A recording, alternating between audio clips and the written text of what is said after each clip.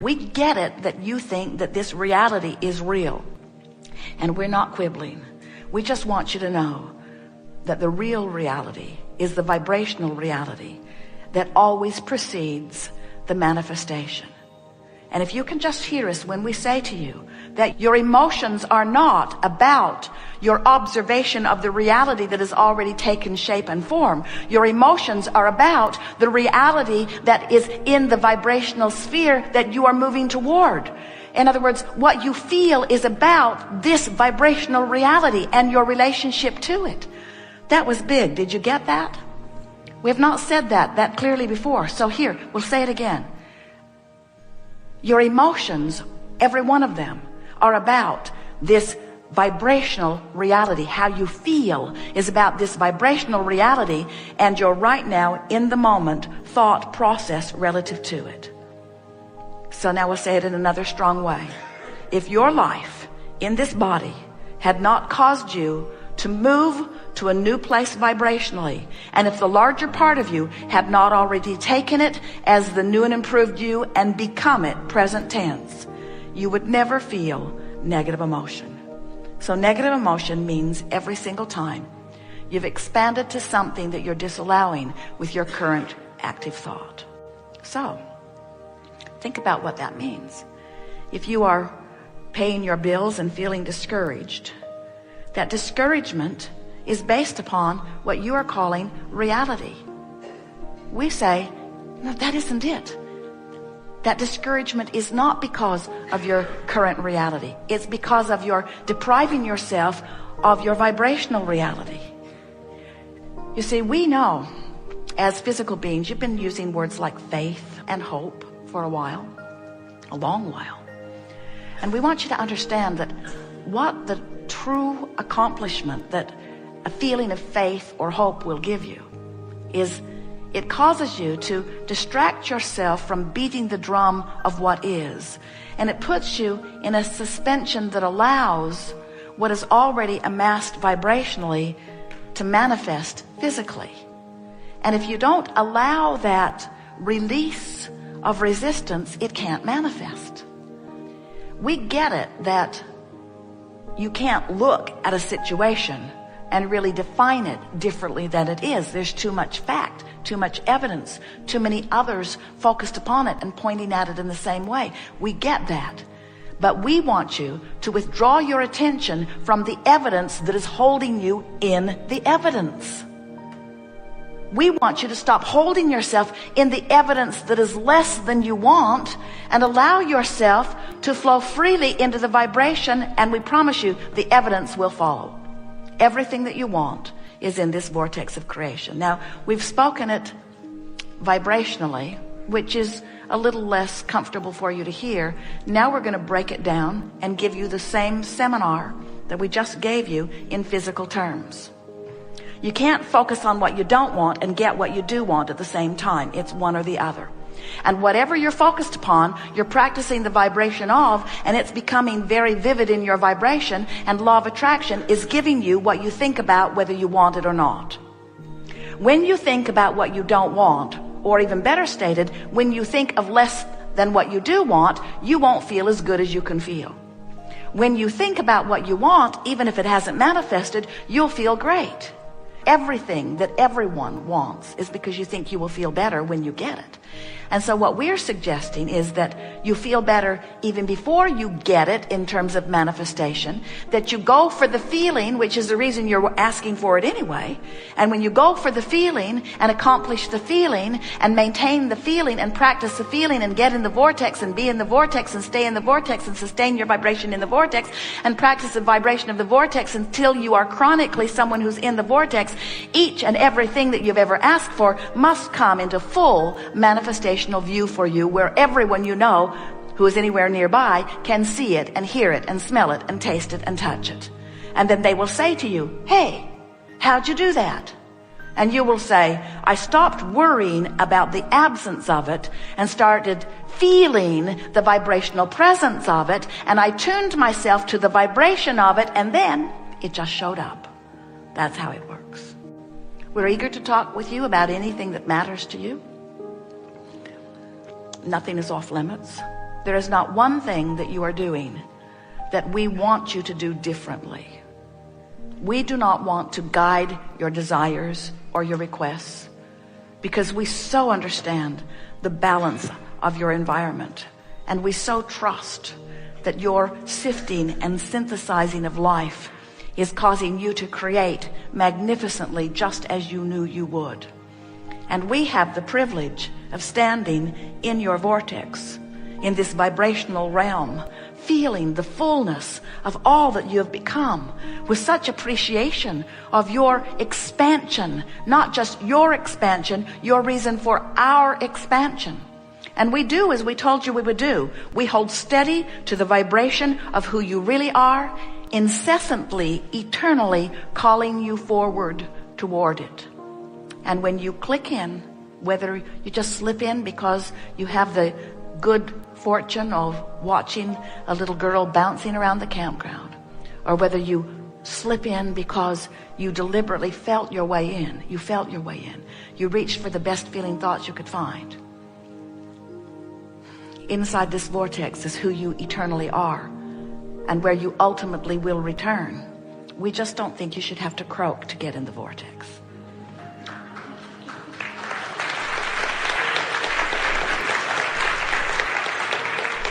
And it is our promise to you, as addictive and compelling as your physical reality is, you're going to get hooked on this vortex. You are. You're going to get hooked on that high feeling, that high flying feeling. You're going to get hooked on the feeling of who you really are. You're going to get hooked on that feeling of elation. Esther finds it when she gets behind the wheel and they hook that car up and they get out on the open road, and the sun is shining and the roads are beautifully laid out before her, and the vista is around, and her lover is next to her, and everything in her world is perfect. And she just wants to yodel down the canyons of the highways of this world. She just wants to shout to everyone, look at this beautiful life that we've carved out for ourselves. And when she finds that place, she wishes to maintain it incessantly, but she doesn't. In other words, it's a high that comes, isn't it? It's a high that comes. It's a feeling that comes. It's that rapturous feeling of being in love. But then life causes you to focus. Then suddenly she realizes she doesn't know where she's going. And maybe she hasn't programmed the Magellan just right, or the Garmin just right. And where's Jerry anyway? He should be up here helping me. And then the vortex just spits her right out. Spits her right out. And then she finds another thought, and the vortex just takes her back in. In other words, it's such a willing partner, never holding a grudge. Your vortex never says, where were you yesterday? Your vortex never says, we've been here keeping a light on for you while you've been over there complaining about that and that and that and that and that. We're turning this light off. You just stay over there in the dark for a while. Your vortex is always calling you, and your source is always there. And when you find the feeling of it, then practice it, milk it. When you're having a good moment, ask yourself, what are the components of this moment? Why do I feel so good?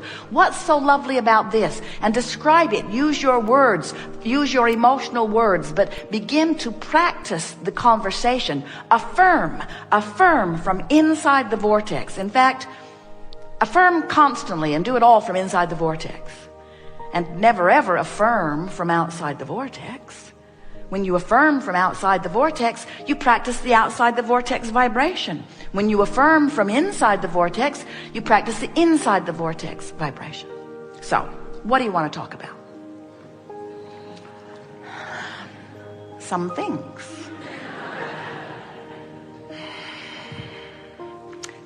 It is nice to know that under all conditions that well-being abounds.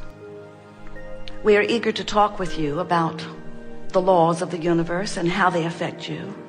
But more important, we are eager to express to you our appreciation to you and your willingness to play the important physical role of creation that you play.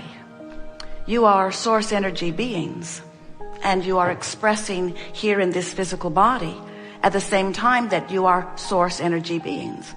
And that is something that is a bit of a surprise to so many people, because they are accustomed to thinking in terms of being dead or alive, physical or non-physical.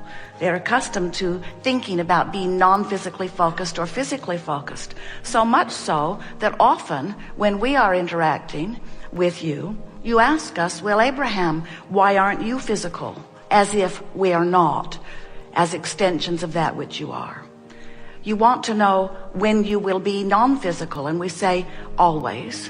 And you say, no, I mean, when I withdraw my attention from this time-space reality and I become non-physically focused, then will I be not different than I am here and now? And we say, of course, there are different vantage points. We're expressing to you from a vantage point of non-physical. And we have the advantage of pure positive energy. We have the advantage of being always in this vortex of creation that you are helping to carve out. But you play a very important role. You said, I'll come forth into this physical body as an extension of source energy for the purpose of exploring the contrast that surrounds.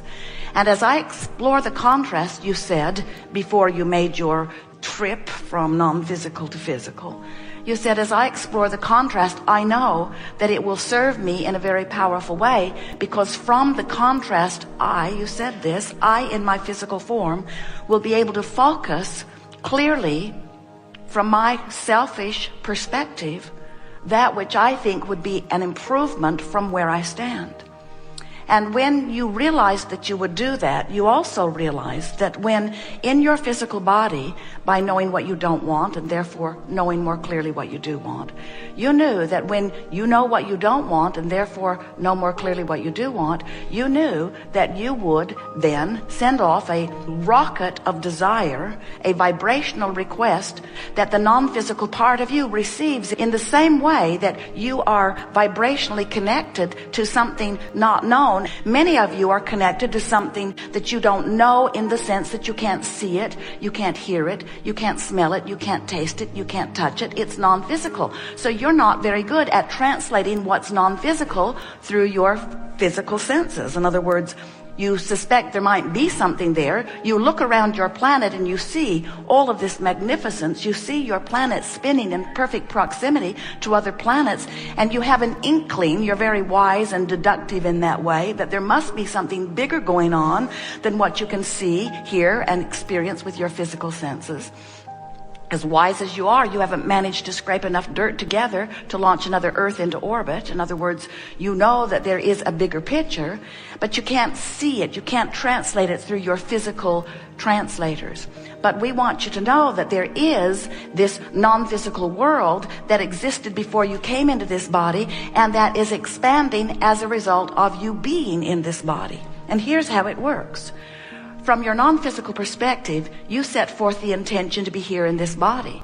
And a part of the consciousness that is you, that is source, sometimes you call it soul, inner being, some refer to it as God. A part of that consciousness comes forth into the physical personality known as you. As you explore, you constantly ask for more. You are constantly sending forth vibrational requests for expansion, for improved expansion. And when those vibrational rockets precede you, even though you can't see them, they are received by the larger part of you. And the larger part of you becomes the vibrational equivalent of the request that you have set forth. So what that means, we've been explaining that to you in earlier conversations by saying, when you ask and contrast insists that you do, it is given, or source answers the request. But today we would like you to understand it in even more full fashion, that when life causes you to ask for more, the larger part of you not only answers it, but vibrationally becomes it, becomes the vibrational equivalent of your request. What that means to you is that when you, through life, uncover what you consider to be a situation or a problem, you immediately launch, even though you don't know you've done it, the equivalent solution to that problem. In the moment that a question occurs to you, the answer occurs in the non-physical form, because every particle of the universe contains that which is not wanted and that which is wanted, or that which is wanted and that which is not wanted.